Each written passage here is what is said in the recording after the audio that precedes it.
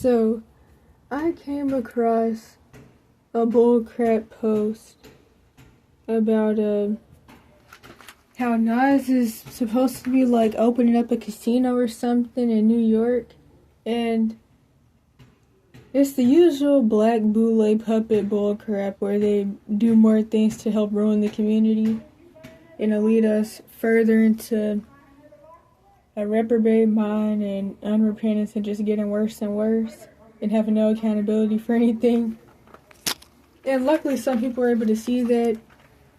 Some people brought up the whole pagan, Roman Catholic, Freemason, Muslim, and Christian and other branch puppets like Martin Luther King and Malcolm X, and how they would have wanted us to do something better. And it's like, why do people always bring up these puppets that did nothing but help create more issues? But anywho, that's not the point. Under this post, I noticed one of my relatives' accounts in comments. My older enabler sister. And at first I was like, did I see that? But then I was like, oh yeah, it is her. And what she was saying reminded me of something that I've seen before when addressing the issues of exploitative true crime channels and how they help smear campaign missing, quote-unquote missing people that either were unalived by their abusers or escaped their abusers. And I remember one time one of the people who does this bullcrap true crime stuff that's really just getting paid to help abusers find their victims or helping abusers find their victims for free. They were like, one of the reasons that I post runaway kids and runaway adults is because one of my relatives ran away once and then we never found them again. So you're mad that one of your probably scapegoats or whatever abuse victim escaped. And so now you want to try to help other abusers lure their victims back in because you're mad that your victim got away. That's why I really wish there was more real help though, because it's like people do get away whether they escape or get kicked out, but a lot of people do get stuck out here just because nobody really cares, and then it's like you have to deal with other bullcrap treatment pretty much. But what my older enabler sister was commenting reminded me of this because it shows the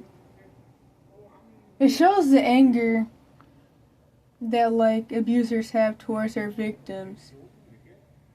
Cause it's like she's doing the whole common thing that Jezebelic people do where they're like, oh, everybody else is schizophrenic, everybody else around me is schizophrenic, and these schizophrenic people need to be punished. Because it's very common for these types of abusers to label their victim off of really any label, but especially schizophrenia. And it's always going to be funny because mental illness comes from trauma, but I guess that's kind of a side thing. And what else was I going to say? But yeah, she was like, the casino could help with some stuff, but it's going to take up a lot of space when really New York needs mental health facilities that are involuntary. And then somebody was like, involuntary with question marks. And then she went on this little rant about how involuntary placements are good for the schizophrenic people that are in denial. Now, of course I know they're talking, she's saying this because of the anger about the whole situation with me getting out. Also, probably our older scapegoat sister that they drove crazy. Which I don't even really know what's happened with her. I don't even know if she's still alive at this point. But overall, that's what they do. When they're mad that they lost one of their victims, they will even start trying to take out their anger and push for bad things to happen to other people who are also victims. That won't become enablers or flying monkeys. Or that will never even get the chance to become an enabler because they have to be the scapegoat and nothing but the scapegoat. And little do these quote-unquote black queens and kings know that these involuntary institutions that they want built to trap people in, their black queen and queen selves are going to be in there too. Because, of course, as America gets worse and worse, well, as Babylon gets worse and worse, and the abuse system rolls out, and we go deeper into being an openly NAZIS nation, it's going to go full eugenics genocide. And as I've always said, to the family systems that are melanated that do like to do this whole, let's just label off our victim as schizophrenic, just know that according to psychiatry, being melanated is a mental illness, and all melanated people are schizophrenic with religious fervor. All melanated people are quote-unquote psychopaths and sociopaths to them. All melanated people need to be on some type of drug. And it's like, little do these people know, they're about to be right up in Alligator, Alcatraz, different ICE facilities, Angola, right along with these schizophrenic people that they love to blame everything on. And then it's like schizophrenic in denial, and it's like why is there, what about all the other mental labels, the other hundreds of labels? Why does it always have to be schizophrenia? That reminds me, before the, what was his name? Situational therapist YouTube channel dude, not YouTube channel, I think he had a TikTok, before he got banned off everything. I remember he made this one video years ago, probably when I was like 14, and he was talking about how he knows that anytime there's a black family where everybody's labeled off as schizophrenic, well, not everybody, but like where multiple people are labeled off as schizophrenic, that means it's all types of stuff going down in the family, all types of generational trauma, and a lot of things they're trying to hide. And the people usually don't even show any symptoms of schizophrenia, but even if they did, it's still a trauma symptom, and split minds from all the gaslighting and being told, the whole I love you, get away from me, you're worth it, you're not worth it, I believe in you, you're going to be just like your dad and you're going to fail in life. All the back and forth.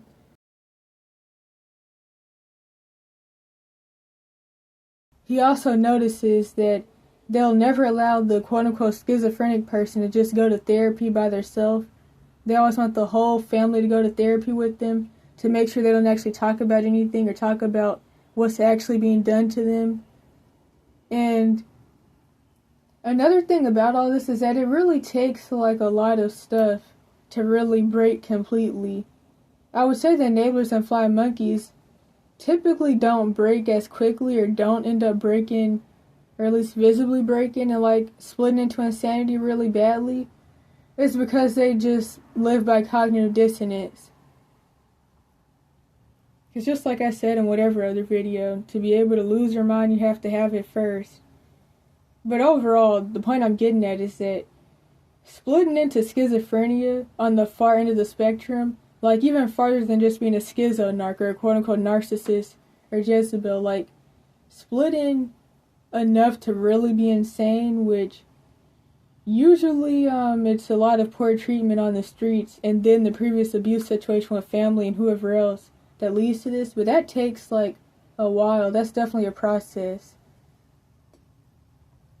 That's also why like you don't just become schizophrenic at 1, 2, 3 years old and 15 and stuff like abusive family systems will try to make it seem. It's a process to even really split to that level, or at least a stereotypical schizophrenic level. That's a really just like extreme splits and extreme demon possession, but all mental illness is different forms of double-mindedness anyway, so. But the way she said in denial, and it's like, it's so funny though, because it just shows, that you live in your abuser's mind rent-free. Because this was so targeted. It's funny that I even ran across this. But I mean, I learned a long time ago that even the siblings I had that I'd never met interested in a lot of the same stuff. And I screwed that up, but it's like, I wonder how many of my comments they see, but I know they watch my channels anyway, so. Or at least they watch the evidence channel, so I know that they watched this one since it was tied to those. And then it's like the neurotoxin psychotropics cause so many neurological, mental, and physical health issues. They'd be lucky if they don't get to a point where they can't work due to Parkinson's, tardive dyskinesia, Tourette's, brain damage, autoimmune diseases that are iatrogenic, colon cancer and stomach cancer that's iatrogenic. A whole bunch of other issues. I could just keep going. They're lucky if they're even able to work a job to even like keep up a place. But another thing about it though is that the end goal of the program is to be in housing. I mean, that sounds good, but it's like there are no programs housing people. But nobody's about to house a quote-unquote schizophrenic person anyways, unfortunately.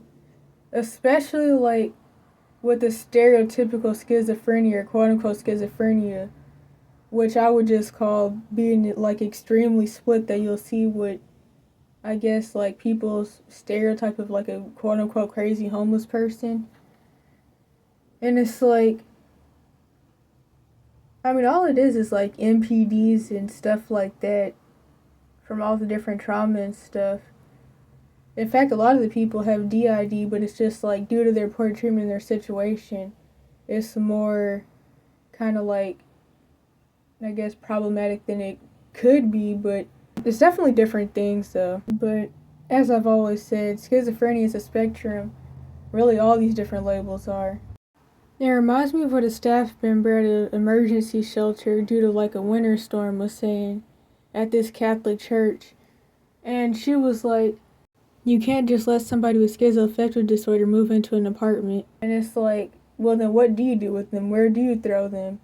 And then I'm still trying to figure out what really is schizoaffective disorder. It's like, I mean, what's really supposed to be the difference between that bullcrap label and schizophrenia? Or schizotypal personality. In fact, why don't they ever diagnose people with that? With the schizotypal personality disorder, the paranoid personality disorder? Why does it always have to be schizophrenia, or schizoaffective, or schizobipolar? Which I guess schizoaffective is a new label for schizobipolar. And most of the people that get diagnosed with that are really just narcissists anyways. But that's why I had just started using the whole schizonarc label. Because I remember, apparently at one point, even though my mom was Jezebelic, she was falsely given the bipolar, schizoaffective, and what was the other thing? Major depressive, something like that. And it was another label, OCD, schizophrenia, a whole bunch of other stuff that she very obviously really didn't have. Due to the different life circumstances of quote-unquote narcs, certain relationships that they get in with other narcs that create a lot of extra stress for them, and then also their diets too. Some moments in their life are worse than others. But yeah, at one point my mom got all those different false labels, but she was just a narc who kept chasing other narcs that would create a lot of chaotic situations with her that would lead to her being depressed. It kind of makes me think about how in Dr. Omni's videos she says things like, if you would listen to the narcissist, that you would sometimes think they're depressed. But honestly, I mean, I would say they are depressed. I don't know why they wouldn't be. Their lifespan crappy, and now they're turned over to a reprobate mind. But just like I talk about in the, autism, I think racial autism, BPD, PDs, anointed prophetic, whatever else playlist, some of these things like the OCD, quote unquote, I really feel like it just goes into how, like, people who are neurodivergent or could get the quote-unquote autism label are more likely to develop PD. As far as the whole learning enough to take care of themselves independently, really family's supposed to teach that, but they don't. The reason they don't is because of infantilization, financial abuse, trying to trap you to become the surrogate spouse or surrogate emotional incest parent, whether you're the son or the daughter.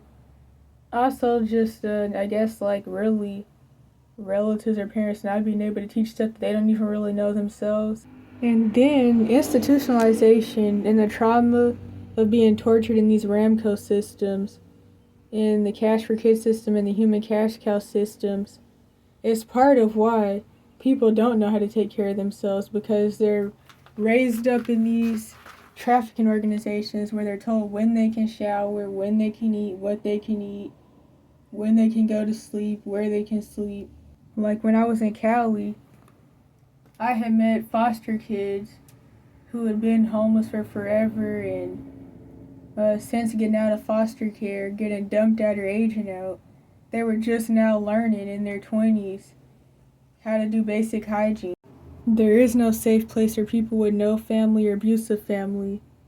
And just like I said in another video, if you really are quote-unquote handicapped and disabled, it doesn't even really matter anyways because nobody's going to take care of you.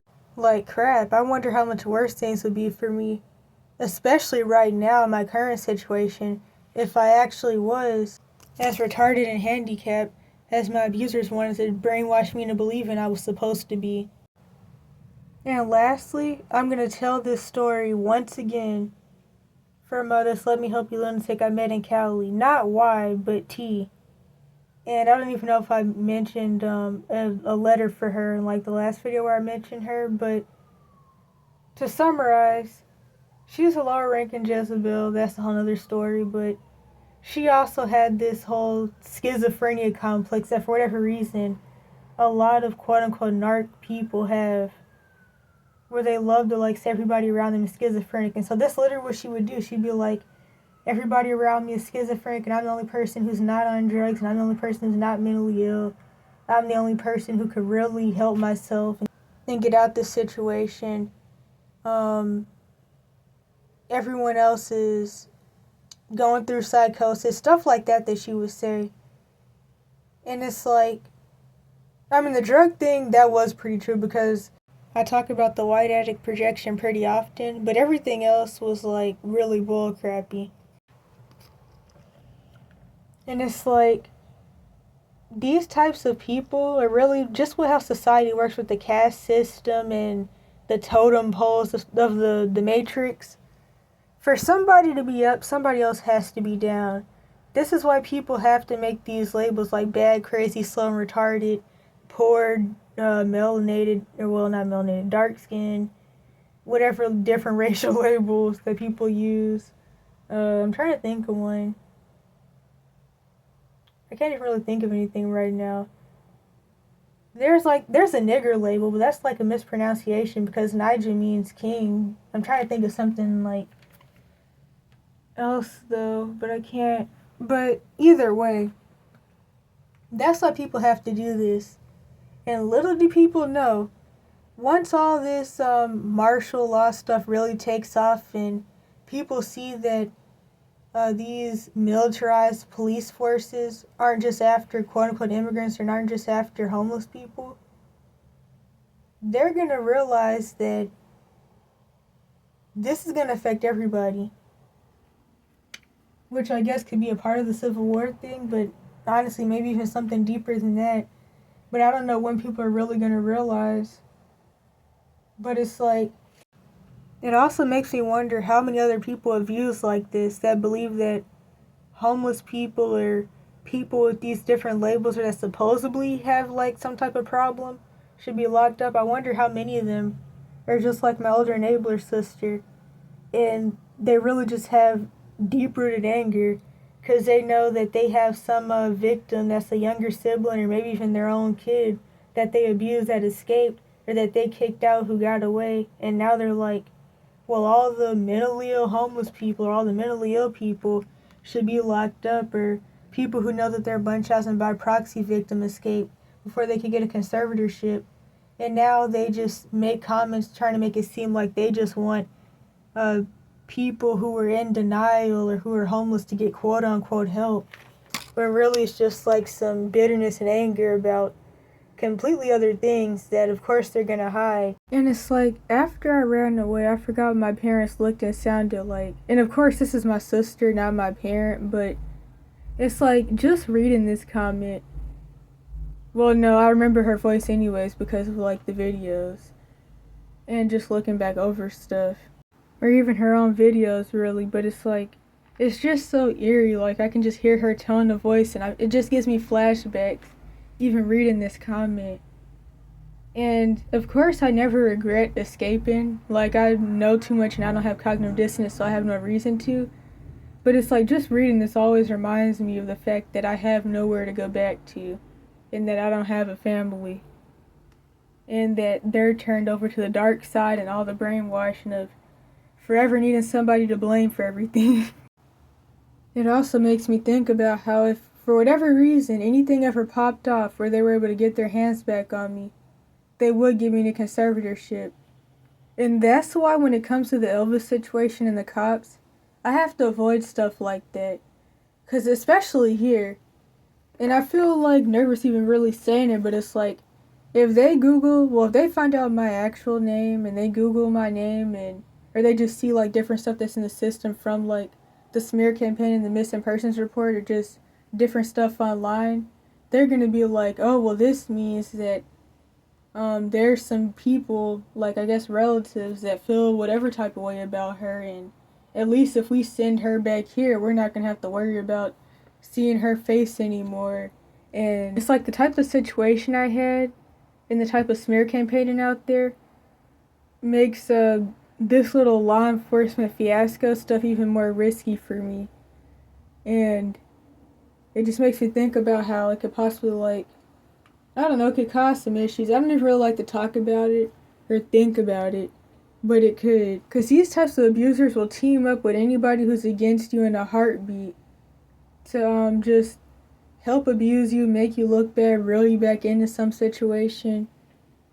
And it's like, shoot.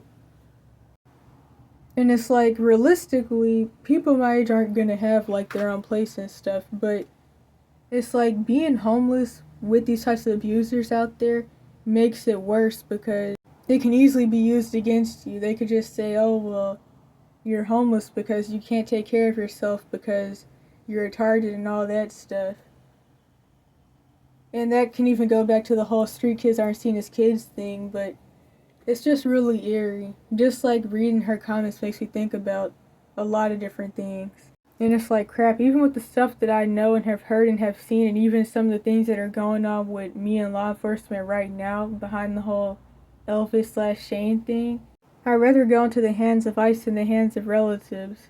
But I feel like the gaslighting would be about the same. Like, I notice with like racial situations, the only people that talk to me the same way cops do are medical professionals and my relatives. Kind of let me help you lunatics, but they're even still nicer. This also reminds me that abusers never change. They typically stay reprobate. With the chronic illness that I got iatrogenically, I honestly do deserve a verified disability label and benefits. But as I talked about in the autism PD whatever else playlist, unfortunately, none of that stuff matters or is real if you're not being abused. You don't have a verified mental or physical label if you're not being abused. SSDI is only for the abuser/guardians. None of that stuff is real. None of that stuff is for you. Just like how when it comes to the mental label and the quote-unquote treatment, it's not for the person. Like, abusers make these mental labels that the victim never actually has anyways, but they make it about themselves. It's never about the person with the label. It's about torturing the person with the label and trying to sedate them and make them very chronically ill to where they're like, I don't know, like a sick state. People say a zombie state. Honestly, most of those different neurotoxin drugs don't even really put you in a zombie state. They just cause serious physical and neurological health issues that make you the opposite of a zombie unless it's Adderall or Ritalin, and that depends. Because that's methamphetamine and heroin, but it's like, there really is no treatment that really helps the person.